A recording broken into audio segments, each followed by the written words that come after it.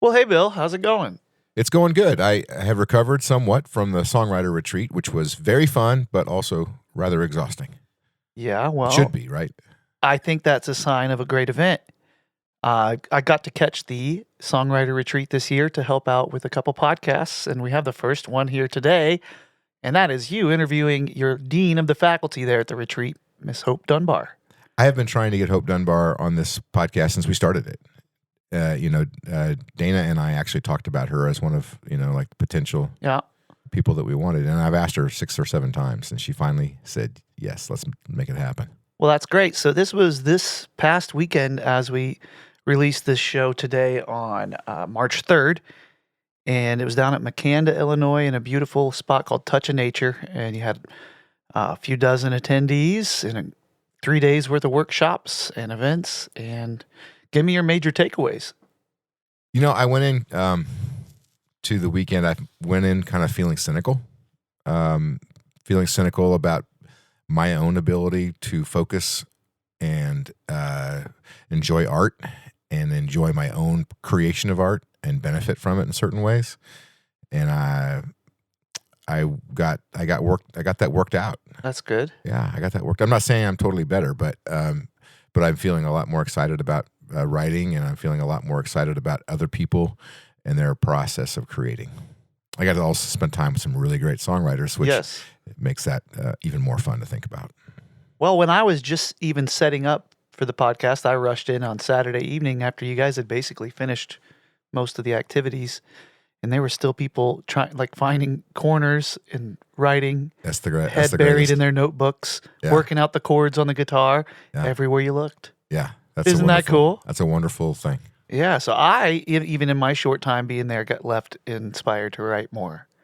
Good. Well, that's good. And a lot of it was from listening to Hope Dunbar on today's episode. Yeah. Because she is a writing fool. She actually has her own podcast all about writing new songs every week. You should check that out. Yeah, if you're liking this podcast, she gives song prompts. She and her sister-in-law. And the podcast is called Prompt Queens. Queens. Yeah. And you can find that anywhere you get your podcasts. I'm a brand new subscriber, and I can't wait to dig in. I would tell you, it really helps podcasts when you're subscribed to them. It helps their numbers. Yeah, it's good. And they also pop right up automatically in your feed, and there they are. And sometimes if you want to help a podcast out, you can just listen to a podcast or 2 or 3. You don't have to listen to the whole thing. You can listen to just 5 or 10 minutes. It's good for you, good for them. Well, tell me what your thoughts were after talking to Hope. I'm so blown away by Hope's talent. It's one of those people where, like, if she was living in the time of Kathy Mattea and those folks, she would have been a star. Because the music that she sings sounds to me like just great music, great songwriting, great songs, great singing. And it's not a thing that you hear on the radio much anymore these days, I don't think. But she does it all really, really well. And she works really hard at it. One major takeaway I have from listening to her songs is that they paint a picture of not just the literal lyrics you're hearing. That's a story in and of itself, but it's also telling another story altogether in most cases that you can pick up on and relate to your own life. Yeah, she's able to do a number of different things at the same time. Yeah, in really one song. Yeah. And I think that's what hooks everybody. And great singer, great performer. And she's hilarious. And the secret sauce is that Hope, as you're about to find out, is hilarious. Yeah. Enjoy. Here's Hope Dunbar live from the Little Grassy Winter Songwriter Retreat 2026 on the guest list.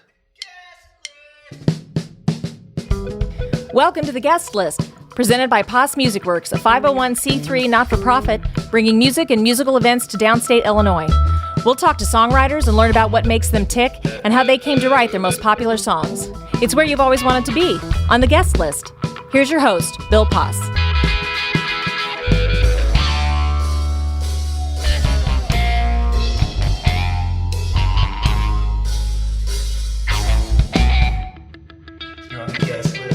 All right, folks, you are right where you've always wanted to be, on the guest list with Hope Dunbar. Hello. That's a robust applause. Very nice. Very robust. Hope is currently living in New Jersey. From what I can see on the socials, you're just pretty much on the road all the time.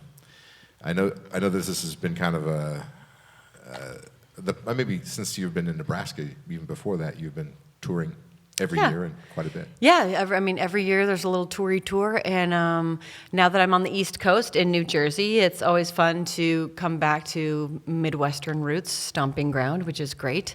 And yeah, I have been on the road with my dear friend Katie Dahl. We've been tramping around the upper Midwest, and then we landed here in Southern Illinois, like magic.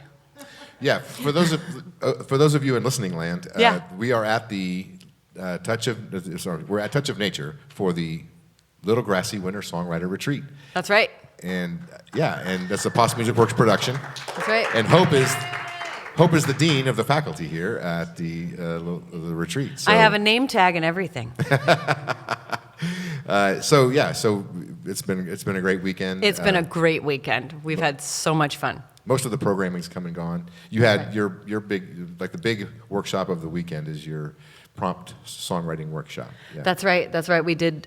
We dove into prompt songwriting this morning, and we're working. A lot of first drafts got created before lunch today, and then we're going to all come back together tomorrow for a song share. Not just from the prompt group, but anyone who wrote a song can join us, and it's a really wonderful way to celebrate what this songwriting retreat is really all about. Just love of craft and giving our time to the art form that we care so much about, and being in community with other people who care so much like we do about music and just life as creatives. It is a great community, Yeah. and thank you for being part of our team. Oh, my pleasure. It's an honor to be here. So fun. Cool. Well, speaking of great songs, let's hear the most popular Hope Dunbar songs. Okay. You've chosen 5 for us. I sure have. Okay. I'm going to start out with this one in good song retreat songwriting fashion. I'll start with this one. This one's called John Prine. John Prine, I wish your songs were mine. Wish I could steal one of your lines, and no one would know. John Prine, I got a homemade apple pie, and I'm not doing anything tonight. Come over, we'll sing songs about getting old.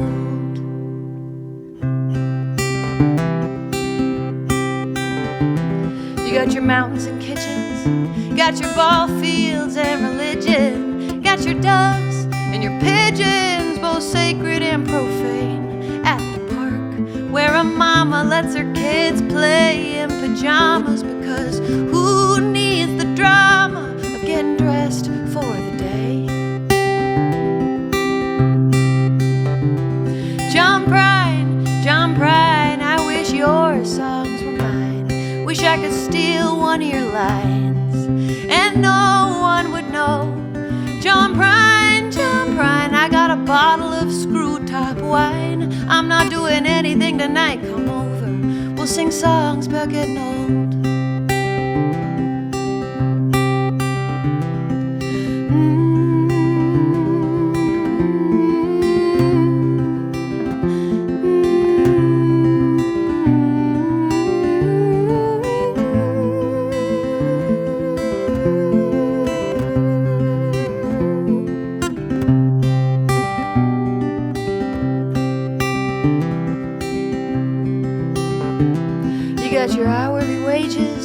Got your houses built like cages, and I'm flipping through the pages of a waiting room magazine, while the clock keeps on ticking like a pickaxe, steadily chipping away at the vision of who I thought I could be. And did you lay it out and plan it? Did your pen do as you commanded, or was it some kind of magic that landed on your page? John Prine, I wish your songs were mine. Wish I could steal one of your lines, and no one would know. John Prine,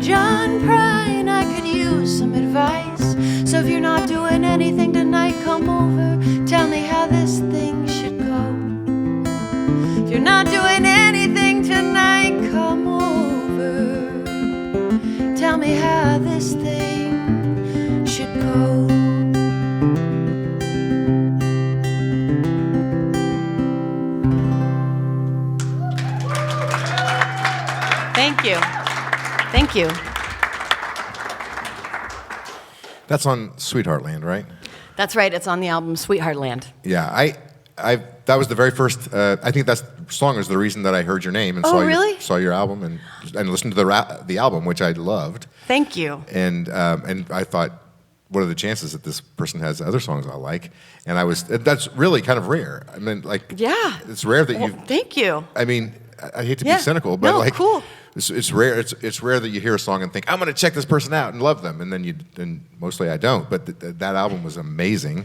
Except for this songwriters retreat where everyone is just dropping bombs and blowing minds. Every song they lay down. Yes. Yes. I feel like John Prine is one of the few people in our world who has like his own school of.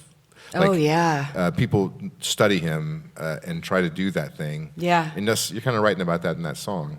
Oh, for sure. I think, my education as a songwriter, I think I always feel kind of behind in my education. I feel like there's so much to learn. There's so much I haven't listened to and so much I came late to, and John Prine being one of them.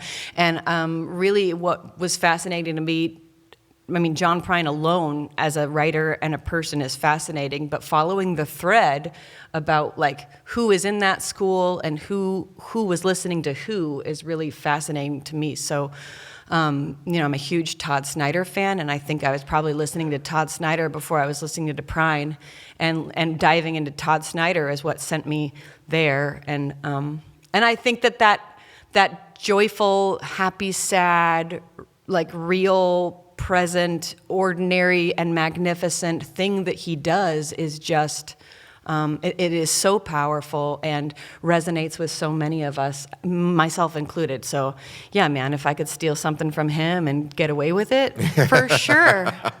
You mentioned that you grew up in Southern California. We were talking earlier about this. You grew up in Southern California, and you moved sort of intentionally to Valparaiso, Indiana, and went to Valpo. And you said something about like you wanted that gritty, sort of a real feeling Midwestern town, and you found it there. But John Prine, that's actually very close to where John Prine grew up. That's right. But like his songs they take you there. Mm-hmm. They take you to those towns and the streets of those towns, I think. Yeah. Yeah, I grew up in Southern California, born and raised, and I loved it, but I never really felt like I belonged there, but also I don't feel like I belong anywhere. Talk to me after the show if you can relate. So I don't feel like I really ever had a home. And so, but I knew that there was something there was just a sheen that I felt around Southern California, and I wanted to be somewhere a little grittier, something a little more alive. Maybe that was code for like slightly more clinically depressed, in general. Because I don't know. But I really felt very alive in northern Indiana, like, braving the elements and living in a landscape that wouldn't necessarily be immediately considered beautiful. I thought you have to find the beauty in those hidden places. That's what John Prine does. That's what so much art is. It's looking at a landscape where you can't find anything particularly noticeable, and then continuing to look at it until you find this magical thing that is called life, that is fascinating, like that, like a hello in there, or anything like that. It's just magnificent to think what's possible to notice in a world that gets unnoticed so much of the time. Yeah, yeah. He has a way of talking about those gritty or lonely spaces in a way that is heartwarming. Yeah. And I think that's one of the magical things about that. Anyway, let's quit talking about him and talk about you. Get another song for us. Cool.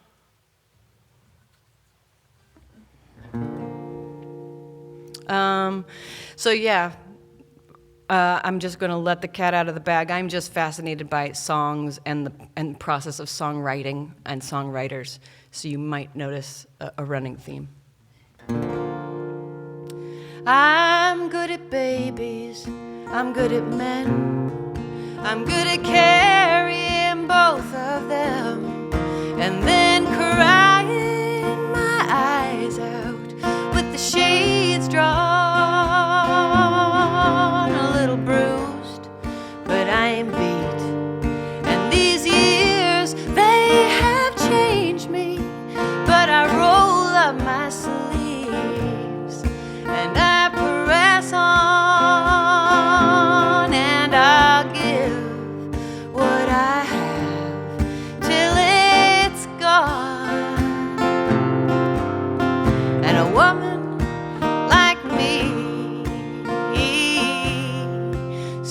the prettiest songs.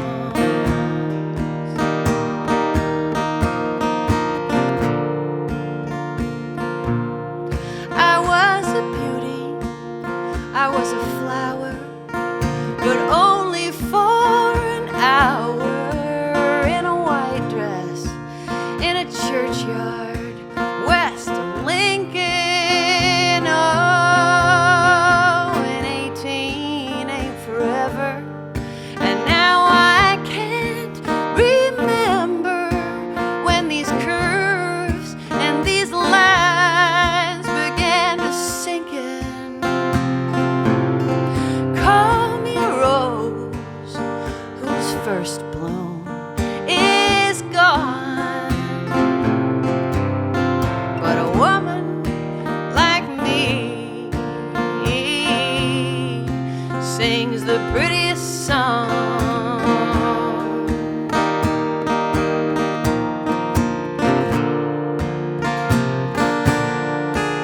I'm a woman pinned to a clothesline.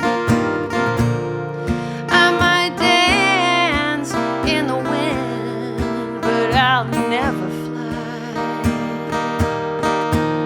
And amazing grace, how sweet the sound to a mother and a wife used up and tied down.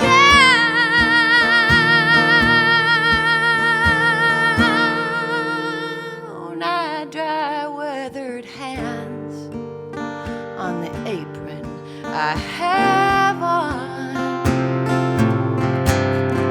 and a woman like me, I said, a woman like me, oh, a woman like me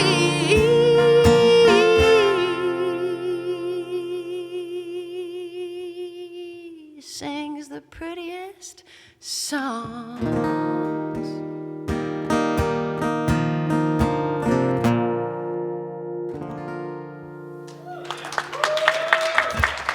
Thank you.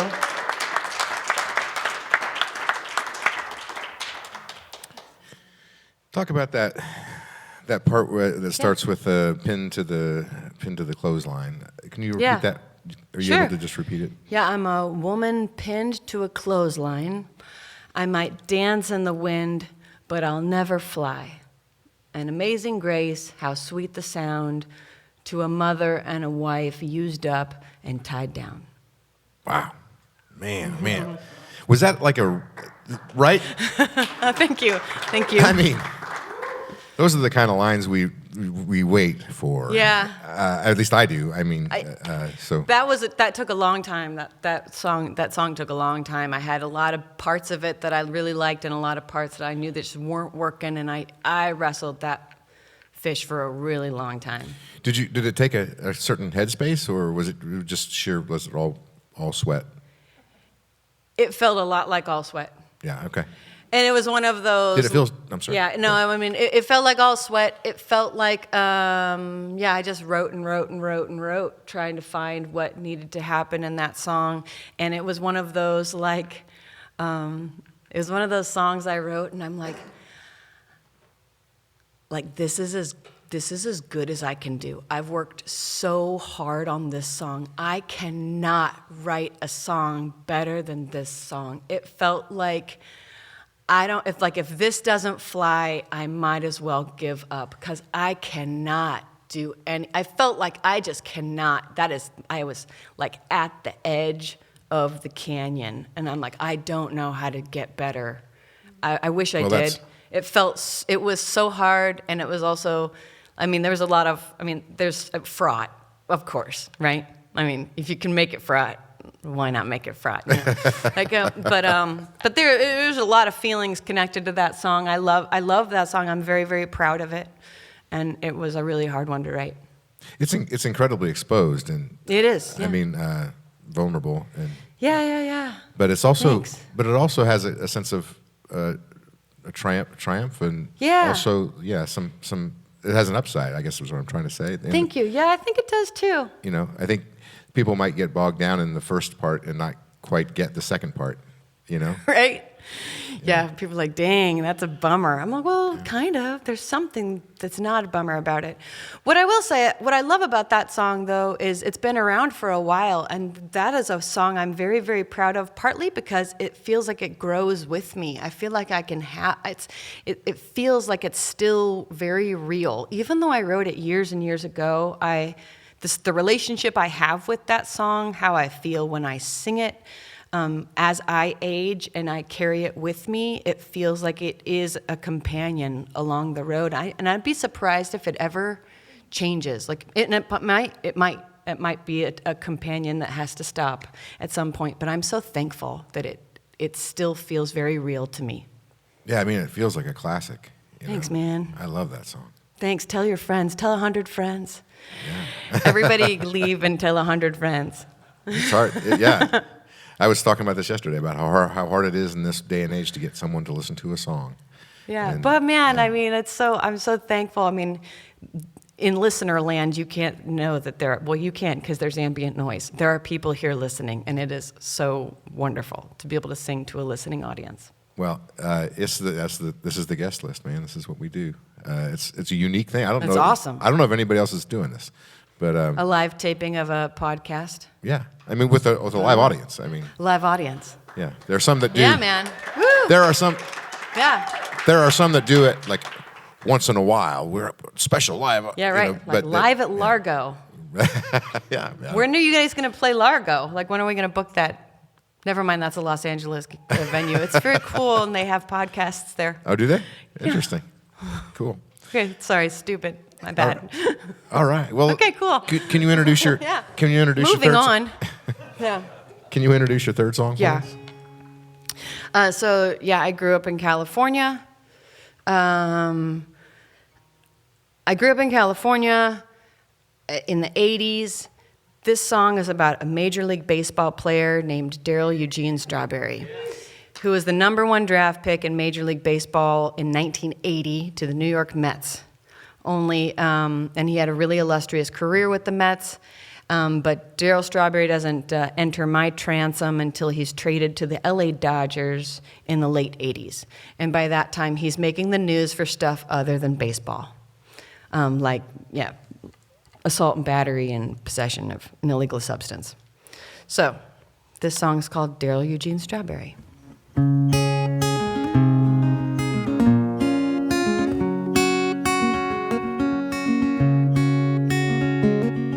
1980 is your year, and you are young and pitchers fear your lanky frame and batter stance, and you fight through every circumstance. And if perchance you are known for wars of words and punches thrown, but up at bat you make it clear that magically you will appear. What a masterful catastrophe. Such a masterful catastrophe. Darryl Eugene Strawberry. Through prison, cancer, injuries, cocaine and amphetamines, the RBIs and home run stats remind you where your heart is at. And if the years fly swiftly by and your 20s bring your 30s nigh, and you feel the heat beyond home plate to clear the wall and dominate. What a masterful catastrophe. Such a masterful catastrophe. Darryl Eugene Strawberry.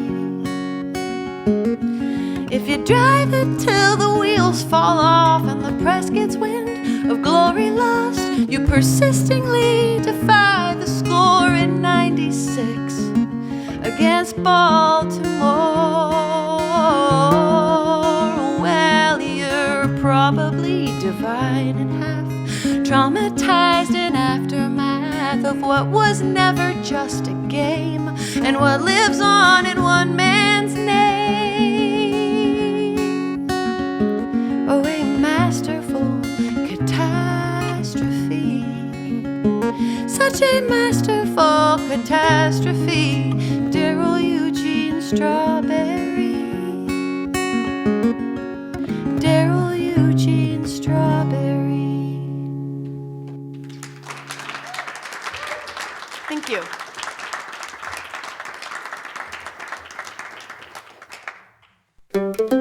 Well, we have a treat for you coming up in April on the 17th. We've got Chicago Farmer and the Field Notes doing their album release party for the brand new album Homemade that comes out this Friday. Yes, it comes out March 6th, and we will have him in Effingham April 17th. An opening act by Terry Klein. Both of those have been on the guest list. And Terry was just at the Songwriter retreat. He was. He's a great songwriter from Texas. But Chicago Farmer's new record, I got to tell you, I've only heard the 2 songs that he's released, Peshtigo and Mattress, and they're fun. It's a ton of fun. He's gotten so much better, and I don't mean that he was never not good at it, but like when I first met him, I was like, this guy's got juice. I like him a lot. He's fun. He's very engaging. But over time, he has just become a great songwriter, and that's so great for him. I'm looking forward to it as well, and I love that he has brought the band into the studio more and more over the years. He'd hire different band or studio guys to fill out the sound in his old records, and then little by little started bringing the guys from the band in, and this one is just the Field Notes and Chicago Farmer. And it's exciting, and he keeps posting all these updates from each musician that was on it and talking about what they played on, and I keep reading them, getting more excited. It's like he's just very quickly. It to me, like it kind of, in one way, it feels like a long time that it's taken place, like you said, sort of gradually over time. But just in a few years, in about 5 years, he's gone from being just a solo dude who was a storyteller, songwriter, and great entertainer to being like Mo or something. Like he's out there like doing the main stage festival thing that I always thought he was capable of. And I'm very excited to have him coming back to Moccasin Creek Festival. Sure, him and band and Terry Klein at the Effingham VFW Friday night, April 17th. You can get it's a record release party, and you can get your record there, but you can also get tickets online at PosseMusicWorks.com. There you'll find everything else we got going on, including Moccasin Creek and Summer Sundown and more to come. So let's get back to Hope Dunbar on the guest list. Okay, we're back with Hope Dunbar on the guest list. Hello. Bill. Hello, Bill. Thank you for having me. It's a pleasure to be here. So tell us a little bit about your favorite places to go to find your inspiration, or like as you're driving around. I mean, do you write in hotel rooms? Do you write in coffee houses? Do you like other people to be around? Ooh, no, I don't. I'm not very good at writing out in the wild. I usually try to write within 4 walls where no one else is there. That's generally. I mean, if there's something that needs written and there's work that needs to be done, of course, I'll dig deep and I'll write wherever. But I do generally prefer to be on my own. And I've been on the road. I find it really hard to write while on tour. I know a lot of people have exercised that muscle. I simply haven't. I guess I've had the luxury of just saving it for when I'm back inside my own domicile. So I typically write at home. Okay. I love retreating. I love escape. I think that music as an art form is a great opportunity to leave your normal everyday and put yourself in a new context and see what that new context brings up. So we're at a songwriting retreat right now. I always love writing at a songwriting retreat, or like getting friends together and going to a cabin or somewhere where we've just kind of created a blank space canvas from which to work. I think is a really helpful thing that I love to do. I can't say I do it as often as I would like, but I do love doing that. When you're home and you're working, are you a daily writer? Are you spending a lot of time on it? I So I guess I'm a morning pages writer. I write every morning in my journal, I write every morning in my journal, and I love doing that. I've written in a journal for a really long time, so I love doing that. But I guess the answer is no. I'm not working on a song every day. I am writing every day, but I'm not working on a song every day. Right. And I have my own podcast, which is a songwriting podcast. So I do need to write songs in order to record that podcast. What's it called? How can people find that? Oh, thank you for asking so much. Thank you. It is called Prompt Queens. You can find it wherever you listen to podcasts. Prompt Queens, I co-host with my sister-in-law, Emily Dunbar. And every episode we get a new prompt, we write new songs to that prompt, and then we share them on air with each other and talk about the writing process. Right and on. mostly just jack around. We're mostly just jacking around. That's kind of, but I will say that I played Darryl Strawberry, that came from a song prompt. Oh, wow. Yeah. I was wondering where that came from. Yeah, the prompt was baseball. I was talking, one of the earlier workshops, Terry Klein was, Yeah. we were talking about writing exceptional lyrics. And I was asking you earlier about a particular line. Sometimes people talk about like going sort of almost into a trance where they do things that they can't do on demand. Yeah. It's more like gift time, gift from God time. Oh, cool. Do you feel that? Is that something that you've experienced, or is it mostly? I mean, is that something that you rely on?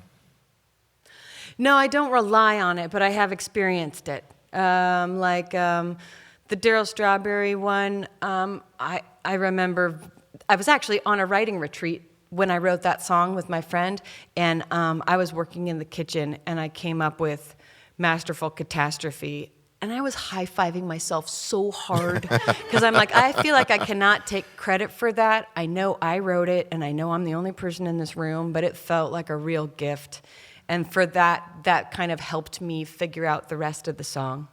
And then I have been very lucky to have a few songs that feel like they fell out of the sky. I feel like I definitely was the one who wrote it. I know there was nobody else here, but it felt so effortless and so surprising. I've been very lucky to have a few of those experiences, but not very many. Yeah, it's okay. I mean, it's such a magical thing to write a song, and then Totally. sometimes you go back and look at it, and you're like, where did that come from? Like, what? Yeah. And then you maybe try to put it back together in your brain. It's like, I don't know. It's like, but It's totally true. I mean, I don't know who said the quote, but I've heard it said many times, and so someone probably in this room knows what I'm talking about, and I'm going to fudge up the quote so bad you're going to be like, oh, Dunbar, don't say that on the mic. Nevertheless, the quote, I believe, is, right, we can't decide when the muse shows up, but it likes to see us working. Yeah, I've heard that. Right? Very, You very guys thing have today. heard that. It's kind of right. It's like the near beer version of that quote. I think Terry Klein. Who was it? Who said it? Terry Klein said that? He said it today. He said it. Dang, He said it Terry! today. Oh. That someone else said it. Oh, really? Picasso. Picasso said that? Cool. Fantastic. I That love guy's that you guys cool. both showed up with that at this retreat. That's great. Oh, really? That's awesome. Cool. Yeah. All right. Well, how about song 4? Well, I guess. Did you have a process? I should ask this. Did you have a process? Like, did you just know the answer to the 5 most popular songs question? Or did you have to think about it and ask people or look at your Spotify plays? Or I don't think my Spotify plays were going to tell me much. If I'm being completely honest. I did have a short list, but I couldn't get it down to 5. And so then I did reach out on the Book of Faces to ask people who saw the post what they thought. Thanks, Amber. And then I texted my sons. I said, you guys, what are my 5 most popular songs? Two of my 3 sons answered with just one song. Thanks for nothing, guys.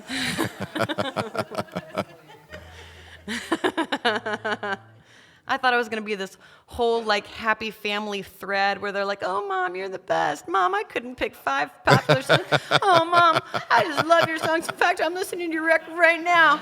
I shared everybody. I told all my teachers about you. That is not what happened at all. no? That was not what happened. Well, having a 17-year-old myself, I can't say I'm surprised. All right. Okay.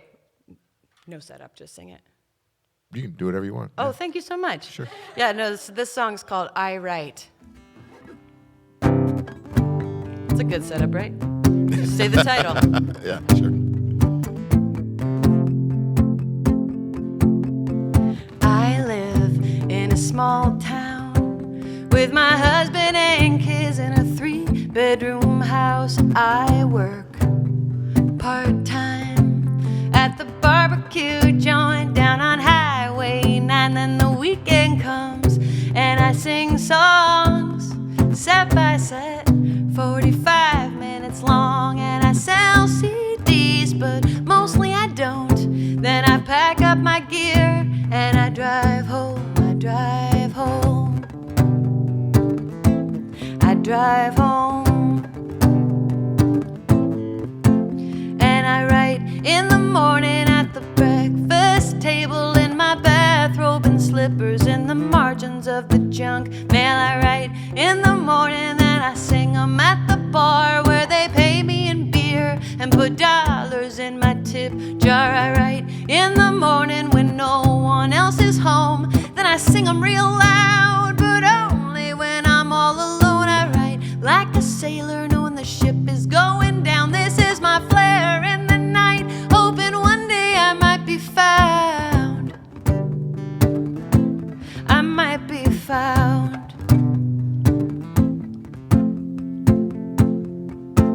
And I clock out smelling like French fries, and I buy a weekly paper for the classifieds, 'cause I got bills to pay, a mouse to feed. And tell me, what would you do if you were me? 'Cause I read what they write in the magazines about the next big thing on the music scene, and my name's not there. They don't come to my shows, and I try not to care that they don't. I try not to care that they don't. And what would you do if you were me, a stay-at-home mom on a dead-end street? And what would you do if you were me and all you knew how to do was sing things and daydream? And what would you do if you were me? 'Cause the world doesn't need another B-grade CD. And what would you do if you were me? You pick up your pen and you write your story. I write in the morning at the breakfast table, in my bathrobe and slippers, in the margins of the junk mail. I write in the morning, then I sing 'em at the bar where they pay me in beer and put dollars in my tip jar. I write in the morning when no one else is home. Then I sing 'em real loud, but only when I'm all alone. I write like a sailor knowing the ship is going down. This is my flare in the night. This is my flare in the night. Oh, this is my prayer in the night, hoping one day I might be found. I might be found, but if I'm not, I'll keep doing what I'm doing.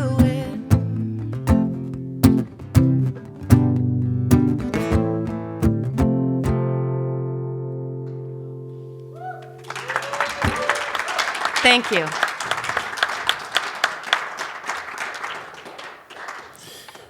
I listened to your song. I listened to your record, that Sweetheart Land record, Thank you. probably more than any other record in those several years. Yeah. I was like, Oh, wow. I mean, I don't listen to, like you said, I don't listen to a lot of music. I should listen to more, but that one caught me, and that's how I was introduced to you. So, but like when I hear you and I hear your songs, and I never heard you play a song I didn't like, which is also unusual.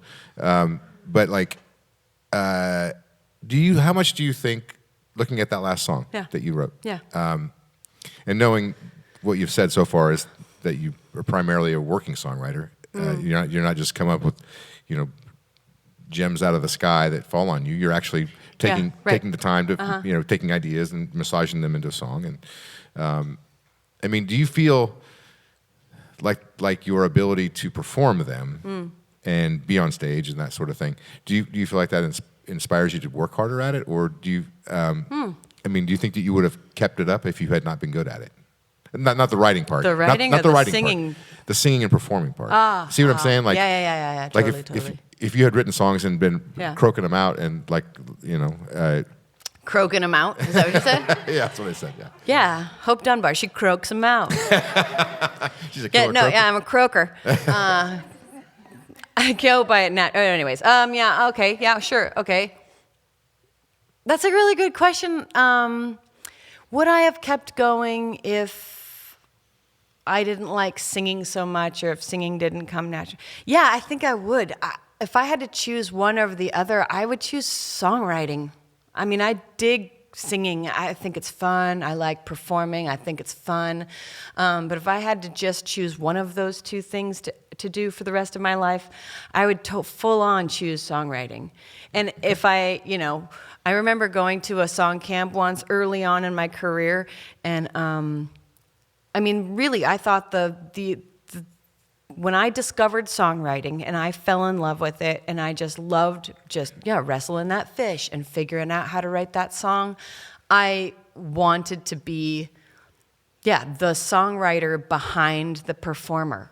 When I found out that there were people writing songs that other people were performing, I'm like, oh, I want that job. Right. I want to be in the writer's room.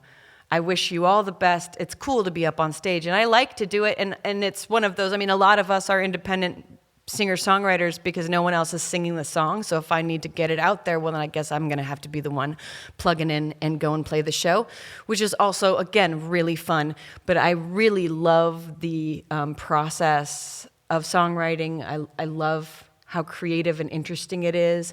I love how it's a puzzle every time, and having to figure out, how am I going to make this puzzle work? How am I going to get the pieces to fit together? I think that is the best kind of huge knot to unravel that I could ever imagine. And I'll do it as many times as I can. I have not ever found it to be boring or tedious or a drag in any way. What kind of ruts do you get stuck in? If that's not, what kind of ruts do I get stuck in? What's the danger zone for you? Like what? Oh yeah, full on, just doing the same thing over and over again. I mean, what rut am I getting stuck in? Or what do you? Yeah, I mean, I think most of us experience at some point, like, God dang, I can't get past this thing. What's the thing? Yeah, like maybe first of all, like being lame at guitar, for example. Like I'm not great at guitar, and I'm like, I should really learn how to play this thing, and I'm like, maybe next year. So. Okay, yeah, what do I get stuck in? So I have this podcast where I do need to produce new material, and sometimes I'm writing to a deadline, which is great. But also, because we create so many songs, and that is the point of the podcast, I throw a lot of songs away. I do not treat them with like the respect and time they deserve. Like, I should be giving them, more than 3 hours because we're going to record at 6 p.m. You know what I mean?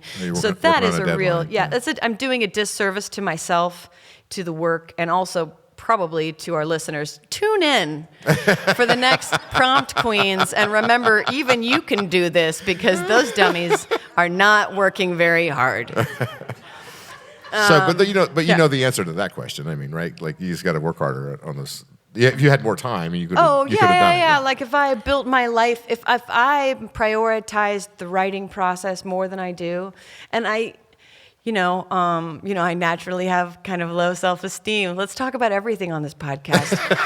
So it is very easy for me to put what I want to do in the margins and fill up the rest of my life with things that I think will be of service to other people. And you can call those noble distractions. I think I'm being a really good person by nobly distracting myself by whatever, doing laundry or helping my kid get something he forgot at school. Those are kind of like BS excuses for why I'm not prioritizing what I really should be on an everyday basis, which is I really think this is really important work to me. I really love it. Again, plug for why you should go to a songwriter's retreat, because you don't have any of those noble distractions to make an excuse for why you can't sit down and address the creativity you're being called to, like respond to. And that's probably my biggest pitfall for sure. Are there any people that you'd like to talk? I mean, just other artists that you think that people aren't hearing that maybe we could hip our audience to, that, like me, for example. Like who have you heard? Yeah, you should definitely give Bill Poss a listen. No, come on. You were on the road with somebody. You and Katie were on the road with another person who I'd never heard of. I was just on the road with the one and only Katie Dahl and R.J. Cowdery. Yeah, Katie Dahl out of Wisconsin. R.J. Cowdery out of Columbus, Ohio. They're phenomenal songwriters. We covered a song from our friend from the Twin Cities, Brianna Lane, every night. Brianna Lane is a great songwriter. Also a friend of ours, Emily White, out of Chicago. Fantastic songwriter, great work. My sister-in-law, Emily Dunbar, great writer. Doesn't tour very much because she's got a lot going on, but she's a fantastic writer. She's got a podcast. On and on and on and on. Where can people find your music? Or what's the best place to find your music? Like, you have a website or just Facebook or what?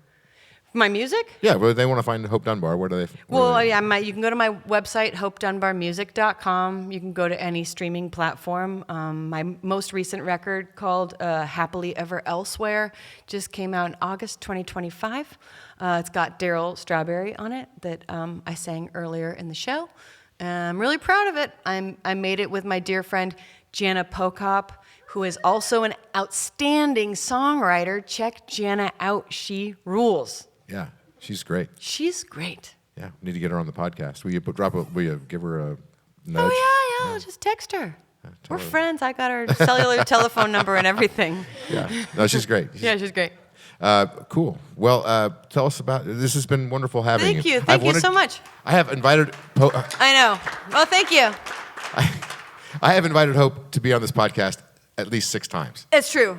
And I've just been looking forward to talking to you about this stuff. Thank you. It's been a pleasure to talk to you. We do this off the mic sometimes, but it's nice to do it on a microphone also. Yeah. Thank you so much for being patient and waiting for the perfect time. Yeah. Yeah. Well, I'm glad. Cool. So, check out Hope Dunbar's website, and you can find out where she's touring and who she's touring with, and you can pick up some merch. I don't know. That sort of thing, too, I guess. You know what? Just email me or whatever, and I'll take care of you. All right. Okay. Last song. Tell us about this last song. Yeah. Okie dokie. This is my final hit of the night. This song is called Jeneane. And in this song, I will be playing the role of Jeneane's ex-boyfriend. And Jeneane's ex-boyfriend has seen the error in his ways and is trying to win Jeneane back. Now, he's not the brightest bulb in the pack, but let's remember he means well.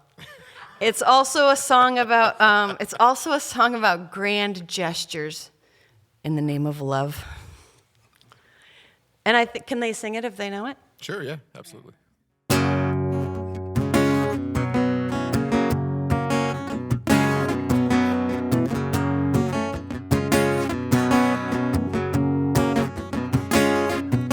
Jeneane, you don't know what you mean to me. It took me 5 years to see. You're my everything. You're my sweet Jeneane. Jeneane, the band ain't what it used to be. I'm selling cigarettes and gasoline to make ends meet. In the in-between, oh my sweet Jeneane. You said you always wanted a baby, so I got you one. I got you one. They were all lined up in the cribs. I took my pick of the daughters and sons. The daughters and sons. Jeneane, why do you look so mad? You'll be the mom and I'll be the dad. Baby, I got you a baby to win you back.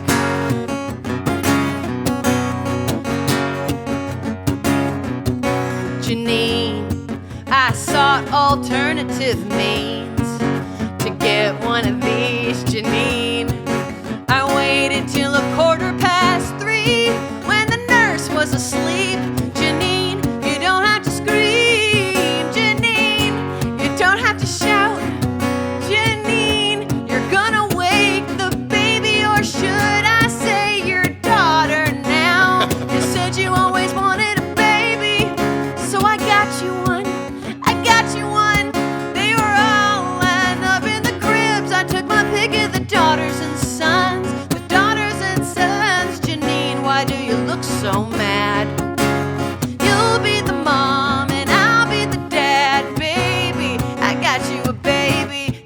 you back.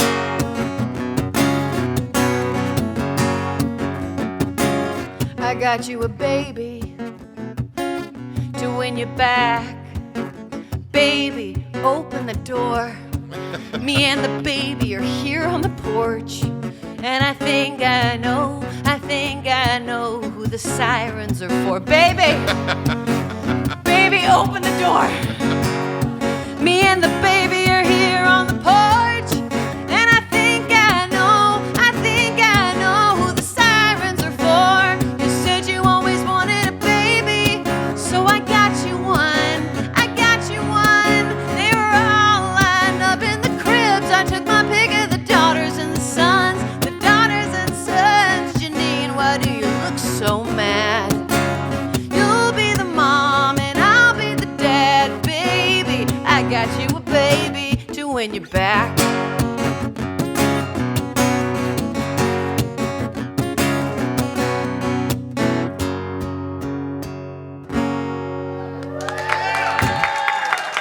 Thank you. Hope Dunbar. Thank you. Well, thanks for another great episode of the guest list from Hope Dunbar. One thing I wanted to mention was this episode had 5 former guests in the audience. That was amazing. From the podcast. So what a great time there in Makanda at the Touch of Nature Center at the Little Grassy Winter Songwriter Retreat. Thank you all so much for listening. What's up next at the Starlight Listening Room? Well, if you'd like to come and do an in-person like audience type of thing, we have Mark Stewart coming on Monday, March 9th. Mark was the lead guitar player for Steve Earle and for Freddie Fender and others. Also a great storyteller and songwriter and very highly regarded songwriter. He has a million stories. He's like an encyclopedia of rock and roll knowledge. And I don't expect to be doing much talking on Monday. Yeah, so come see the next live taping of the guest list with Mark Stewart on Monday, March 9th. You want to email me at postmusicworks@gmail.com. Let me know you're coming. But the next episode that is going to air on the podcast is turning this episode you just heard around, and Hope interviews Bill. It was kind of a mind blow to do that because we were talking about things, the night before, and then the next morning she's interviewing me, and I was like, we shouldn't be talking about all the same stuff we talked about last night. So I kind of steered it in different directions. But I was very nervous, Garrett. I was so nervous. I think that she was too, and you guys found your groove, and she's an awesome host. I want her to come on the show more often. She's a great, and if she ever wants to guest host, she's welcome to do it. I'd love to just have her phone in her an update from Hope every now and then. That'd be great. Hope, you're invited anytime. Anytime. Please come back on the show.